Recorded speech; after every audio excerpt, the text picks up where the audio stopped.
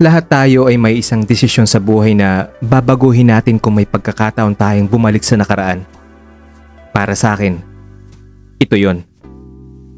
Akala ko tama ang ginawa ko. Akala ko sa pagpili kong tumanggap ng tulong mula sa isang taong pinagkakatiwalaan ko, nailigtas ko ang sarili ko mula sa hirap ng buhay. Pero hindi ko alam.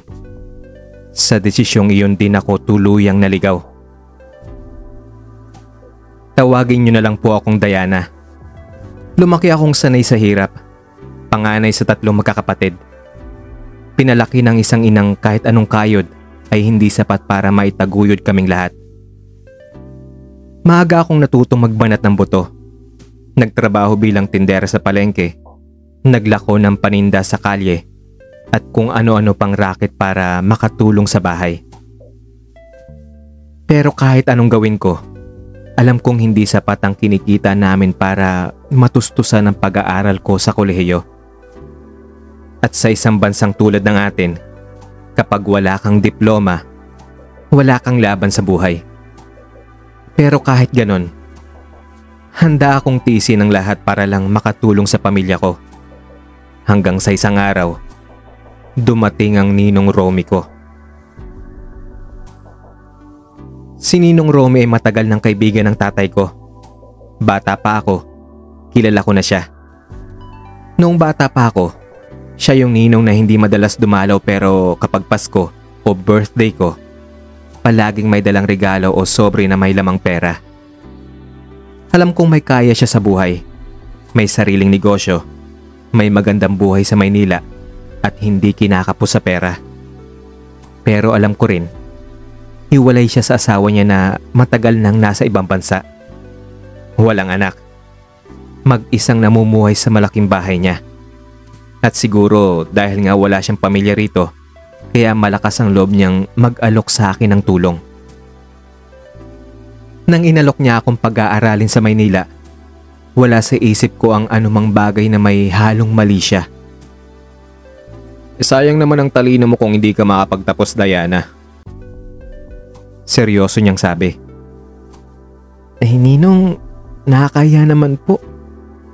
Mahina akong sagot. Anong nakakahiya? Ano ba ang ginagawa ng ninong sa inaanak? Di ba tinutulungan niya? Pangalawang ama mo ko. Hindi kaagad ako nakasagot. Pero nang makita ko ang pagod sa mukha ng nanay ko, hindi ko na kayang tanggihan ang tulong niya. Kaya nang inalok niya akong tumira sa bahay niya habang nag-aaral, pumayag ako.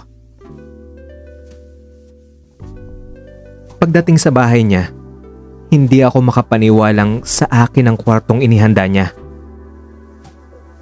Dito ka na, Diana, para hindi ka mahirapan sa biyahe, para makapag-focus ka sa pag-aaral mo. Malaki ang kwarto. May bagong kama at may sariling study table. Para bang lahat ng pangarap kong tirahan nasa harapan ko na.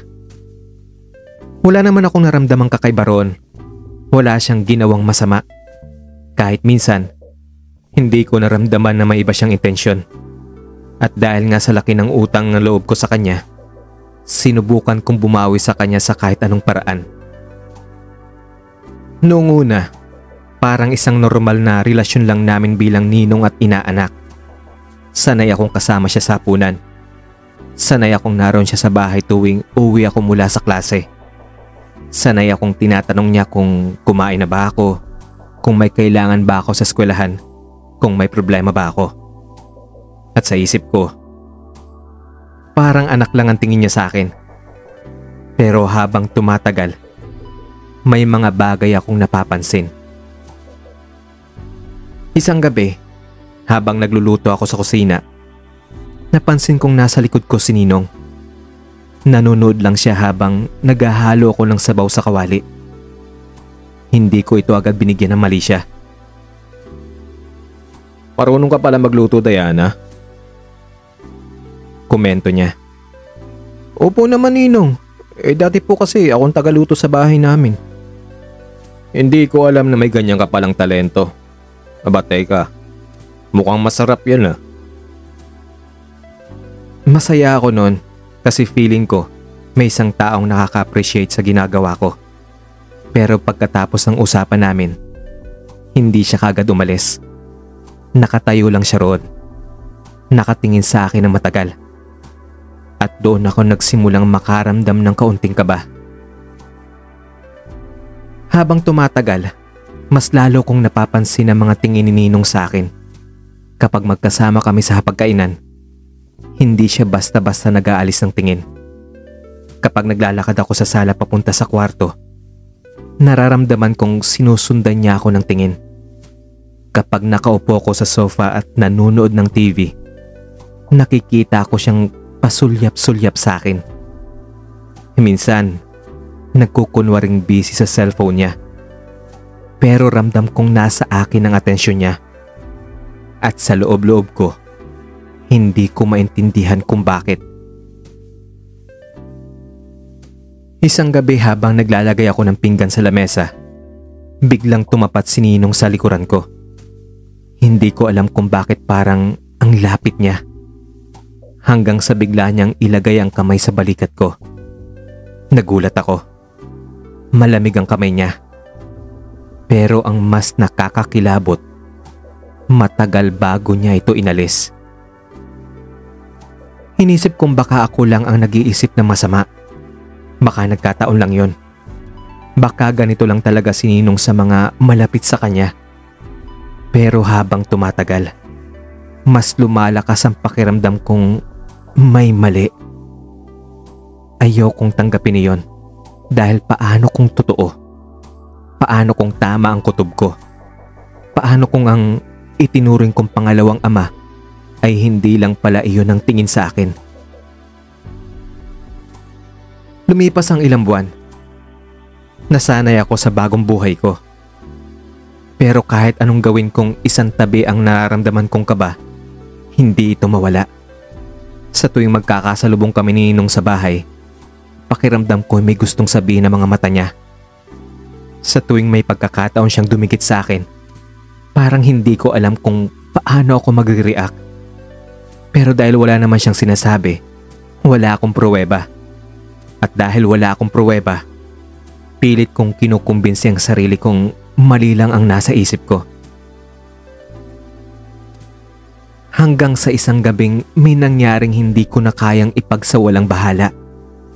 Habang nakaupo kami sa sala, inabot niya ang kamay ko. Walang sabi-sabi, walang babala. At doon ko napagtanto, tama nga ang hinala ko. Tahimik lang kaming dalawa. Walang nagsasalita. Walang gumagalaw. Pero ramdam ko ang init ng kamay niya sa ibabaw ng kamay ko. At bago ko pa napigilan ang sarili ko, bigla siyang lumapit sa akin. Mas malapit. Hanggang sa ang labi niya ay ilang pulgada na lang ang layo sa labi ko. Nagtagpo ang mga mata namin.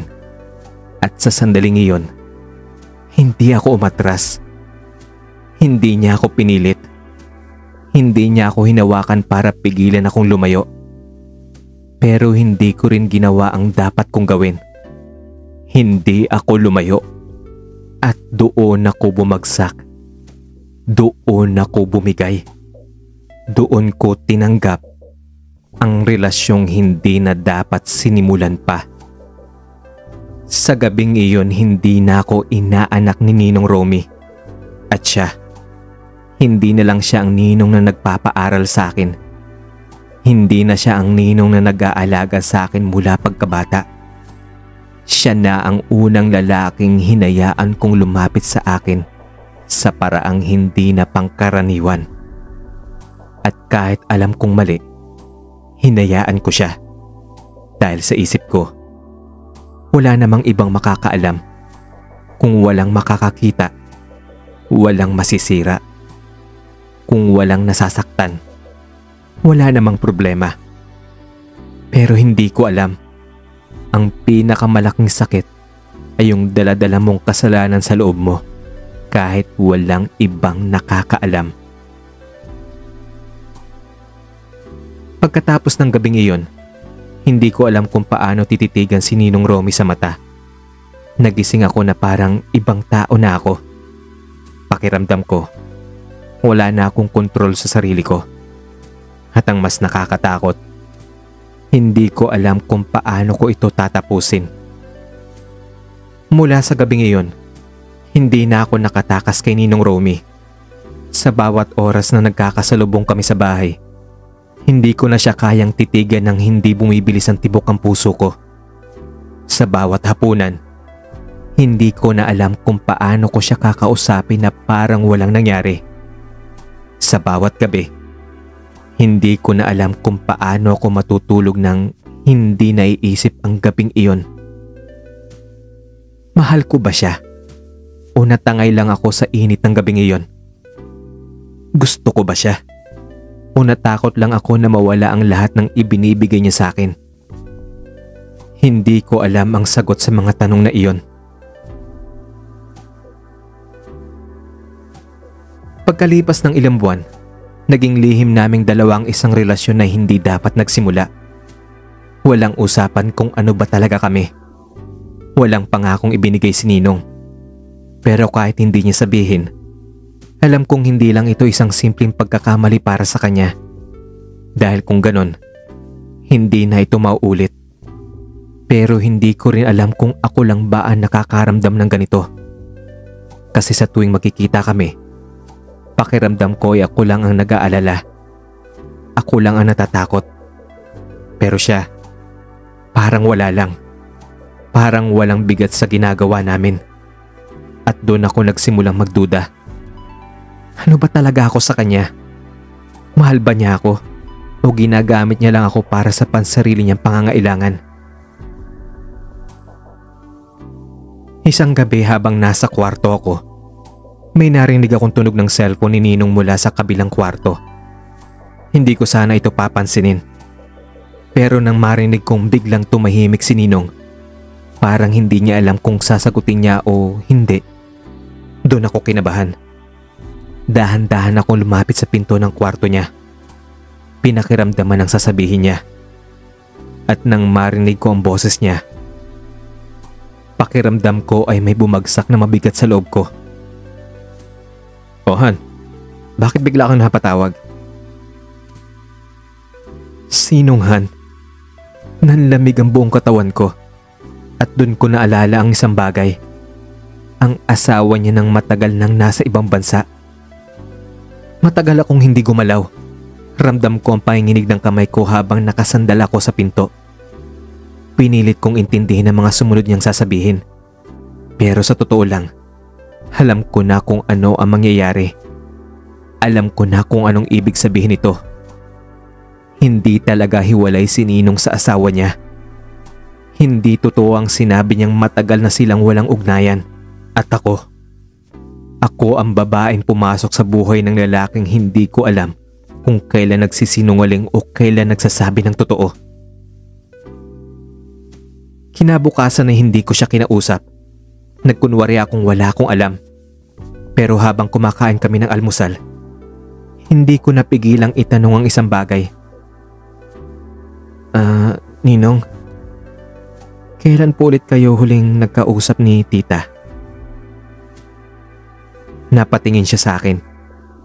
Saglit siyang hindi sumagot. Pero kita ko sa mukha niya ang pag-aalangan. Kailan nga ba? Matagal na, hindi ko na maalala eh. Hindi ko na tinuloy ang pagtatanong dahil alam kong nagsisinungaling siya. Lumipas ang ilang araw pero hindi ako matahimik. Ang dating pagtingin ko kay Ninong ay nagkaroon ng lamat. At sa loob-loob ko, ayaw kong manatili sa isang relasyong may kasinungalingan. Pero hindi ako handang kumprontahin siya. Hindi ko alam kung paano. Kaya ang tadhana na mismo ang nagdesisyon para sa akin. Isang hapon, habang nakaupo ko sa sala, biglang tumunog ang doorbell. Napatayo ako. Pero hindi ko ito pinansin. Si Ninong ang lumapit sa pinto at pinuksan ito. At nang marinig ko ang boses ng babae sa labas, doon tuluyang bumagsak ang mundo ko. Mahal, nandito na ako! Ang asawa niyang akala kong wala na sa buhay niya, biglang bumalik. At ako, nakatayo lang, nanonood sa katotohanang matagal ko nang hindi pinapansin. Pagpasok ng asawa niya, agad niya akong napansin. Agad siyang ngumiti. Uy, ikaw siguro si Diana, no? Ang inaanak ni Romy? Naku, ang ganda mo pala sa personal ah. At doon ko tuloy ang naramdaman ng bigat sa dibdib ko. Dahil sa isang iglap, naramdaman kong isa akong masamang tao. Dahil ang babaeng ito, itinuring akong parang anak. Hindi niya alam ang totoo. Hindi niya alam na ako ang babaeng nasa tabi ng asawa niya habang wala siya. Wala akong nagawa kundi ngumiti pabalik kahit gusto ko nang lumubog sa lupa. Habang nakikwentuhan sila, hindi ko alam kung paano ako kikilos. Nakikita akong masaya siya. Masaya siyang nakita ang asawa niya. At ako ang taong wala sa lugar. Pero wala ring lakas ng loob na umamin. At sa bawat salita niya, sa bawat tingin niyang puno ng pagmamahal kay Ninong, lalo lang akong nangliliit.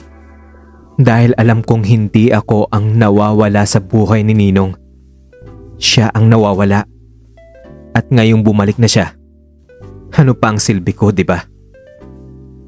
Sa pag-upo namin sa sala, napansin ko kung paano siya tumingin sa akin. Pero hindi ito tingin ng babae sa isang babae na alam niyang may kaugnayan sa asawa niya. Hindi ito tingin ng isang asawa na may hinalang may nililihim ako. Sa halip, para niya akong itinuring na isang anak. Nang dumilim na, sabay-sabay kaming naghapunan. At sa bawat sandaling magkasama kami, mas lalo akong hindi makatingin ng diretso kay tita. Diana, nagpapasalamat talaga ako sa'yo. Biglang sabi niya habang kumakain kami. Halos nabilaukan ako sa pagkain ko. Bakit po tita? Napangiti siya. Dahil hindi ko alam kung paano nabubuhay tong asawa ko kung wala siyang kasama rito. Alam kong matagal na siyang nag-iisa dito. Ngiti lang ang isinagot ko sa kanya. Pero sa loob-loob ko, halos mamatay ako sa bigat ng sikretong itinatago ko. Dahil kung alam niya lang, hindi talaga siya mag-isa nung wala siya. Dahil nandito ako. Pagkatapos ng hapunan nakipagkwentuhan si tita sa akin, gusto niyang makilala ako. Gusto niyang malaman ang tungkol sa pag-aaral ko. At sa bawat tanong niya, mas lalo akong nahihiya sa sarili ko. Alam mo Diana, matagal ko nang gustong umuwi. Aniya. Pero bago pa ako makasagot, bigla niyang hinawakan ang kamay ko. Kaya nagpapasalamat talaga ako kay Romy dahil kahit papaano, may kasama siya rito habang wala ako. Ramdam kong init ng palad niya. Ramdam ko ang sinseridad sa boses niya. At sa sandaling iyon, parang gusto ko nang sabihin ang totoo. Gusto ko nang umamin sa kanya. Gusto kong ipaalam sa kanya kung gaano ako kasamang tao. Pero wala akong lakas ng loob.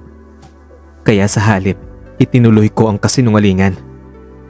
Ngumiti ako at sinabi ko ang isang bagay na alam kong habang buhay kong pagsisisihan. O nga po tita sobrang bait nga po ni Ninong sa akin. Nang lumalim na ang gabi, pumasok ako sa kwarto ko at doon ko lang naramdaman ang bigat ng lahat. Dahil sa loob ng bahay na ito, isang tao lang ang totoo. Si tita na tapat sa pagmamahal niya. At ako naman, na alam kong isa lang malaking kasinungalingan ang pananatili ko rito. At si Ninong, hindi ko na alam kung ano pa siya sa akin. Habang nakahiga ako, may marahang kumatok sa pinto. Alam kong si Ninong iyon. Dahan-dahan ako lumapit at binuksan ang pinto. Nakatayo siya roon. Seryoso ang mukha. Diana. Bulong niya. Pero bago pa siya makapagsalita, umiling ako. Hindi ko na siya kayang kausapin. Hindi ko na kayang marinig ang boses niya. Dahil alam ko, walang salitang makakapawi sa sakit na nararamdaman ko.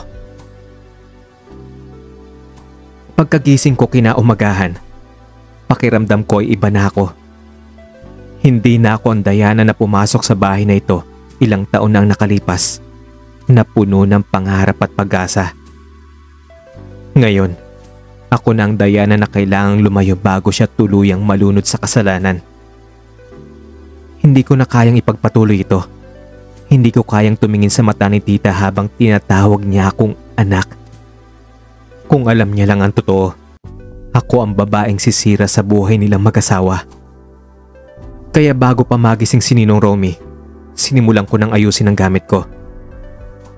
Habang nag-iimpake ako, biglang bumukas ang pinto. Si Ninong Romy. Napatigil ako, pero hindi ko siya tiningnan. Alam kong may sasabihin siya. Alam kong hindi niya ako basta-basta hayaan na umalis. At hindi nga ako nagkamali. Diana, anong ginagawa mo? Tanong niya, halatang naguguluhan. Inilagay ko ang huling damit sa bag ko bago ako huminga ng malalim. Tinatapos ko na, Ninong. Tinatapos ko lang sa atin. Hindi ko na kaya. Napatingin siya sa akin. Kita sa mukha niya ang kaba. Teka, anong ibig mong sabihin? Tumingin ako sa kanya. Diretso. Buong tapang. Hindi ko na kaya makita si tita. Na araw-araw, habang alam ko may tinatago tayong kasalanan sa kanya. Hindi ko na kaya, Ninong. Alis na ako dito. Patuloy lang ako. Kahit ramdam kong nanginginig ang boses ko. Ano ba naman, Diana? Huwag kang gumawa ng desisyon ng pabigla-bigla. Pag-isipan mo yan. Ninong, ilang taon natin ginagawa ito. Hindi na ito pabigla-bigla lang. Buo na ang desisyon ko. Hindi siya makasagot. Alam niyang tama ako. Alam niyang wala ng lusot ito. Dahan-dahan siyang lumapit sa akin. Hinawakan niya ang kamay ko. Marahan, pero may halong desperasyon. Diana naman, alam mong hindi kita kayang mawala. Huwag mo akong iwan dito. Kita ko ang lungkot sa mga mata niya. Pero hindi na ito sapat para pigilan ako. Hinila ko ang kamay ko palayo. Pero Ninong, hindi naman ako dapat nandito simula pa lang, diba? Tumingin siya sa akin. Pero wala na siyang sagot. Kasi kahit siya, alam niyang tama ako. Bit-bit ang maleta ko. Lumabas ako ng kwarto at tumaan sa sala. Pinakawalan kong huling tingin sa tahanang minsang tinuring kong akin. Minsang naging kanlungan ko. Pero ngayon, isa na lang itong lugar kung saan naganap ang pinakamalaking pagkakamali ng buhay ko. Hindi ko na kayang manatili rito. Dahil ang bawat dingding, ang bawat sulok, ang bawat hakbang sa hagdanan, puno ng kasalanan. Puno ng mga gabing hindi ko na mababawi. Puno ng pangyayaring habang buhay kong dadalhin. At ang pinakaimportante, puno ng isang pagmamahal na hindi kailanman naging totoo. Pagdating ko sa pintuan, biglang lumitaw si tita. May hawak siya ng tasa ng kape. Halatang kararating lang mula sa kusina. Napangiti siya nang makita ko. Oh, Iha. Bakit biglaan yata ang pag-alis mo? Muntik na ako hindi makasagot. Pero pinilit kong ngumiti. Kahit nasa loob ko ay gusto ko nang umiyak. Oo po tita. Kailangan ko nang bumalik sa probinsya. May aayusin po akong importante. Ganun ba? Ang bilis naman. Hindi man lang tayo nakapag-bonding ng mahaba-haba. Maraming salamat po tita, pero siguro next time na lang. Lumapit siya sa akin at niyakap niya ako. At sa yakap na iyon, tuluyan akong nadurog. Dahil ang yakap na iyon, hindi ito yakap ng isang babaeng nasaktan. Hindi ito yakap ng isang asawang pinagtaksilan. Ito ay yakap ng isang babaeng walang alam sa sakit na nagawa ko sa kanya. At mas masakit iyon dahil alam kong kung nalaman niya ang totoo, hindi niya ako kayang yakapin ng ganito. Pagkatapos ng yakap na iyon, dumiretso ako sa labas. Naglakad ako ng hindi lumilingon. Hindi ko na tiningnan pa si Ninong Romy. Hindi ko na tiningnan pa si Tita. Dahil kung lumingon pa ako, baka hindi ko kayanang ituloy ang desisyong ito. At alam kong ito lang ang tamang desisyon na nagawa ko sa relasyon naming dalawa. Matagal bago ko nakamove on sa nangyari. Matagal bago ko natutunang patawarin ang sarili ko. Pero ngayon, may mga bagay akong natutunan sa lahat ng ito. Kapag may masasaktan, hindi na pagmamahal yon. Kasalanan yon. Kahit hindi ko personal na sinaktan si Tita, ginawa ko pa rin siyang biktima ng isang bagay na hindi niya kailanman alam. At ang hindi niya alam, ang pinakamasakit sa lahat. Minsan ang pinakamagandang paraan ng pagmamahal ay ang pagbitaw. Hindi mo kailangan manatili sa isang bagay na alam mong mali. Hindi mo kailangang ipaglaban ang isang relasyon kung ang katumbas nito ay ang pagkawasak ng iba. At higit sa lahat, kailanman, hindi mo makikita ang tamang pag-ibig sa maling relasyon, sa maling sitwasyon. Hanggang dito na lang ang sulat ko, Kuya Dax. Salamat sa pakikinig. Salamat sa pagkakataong maibahagi ang kwento ko. Ako si Diana. At ito, ang true confession ko.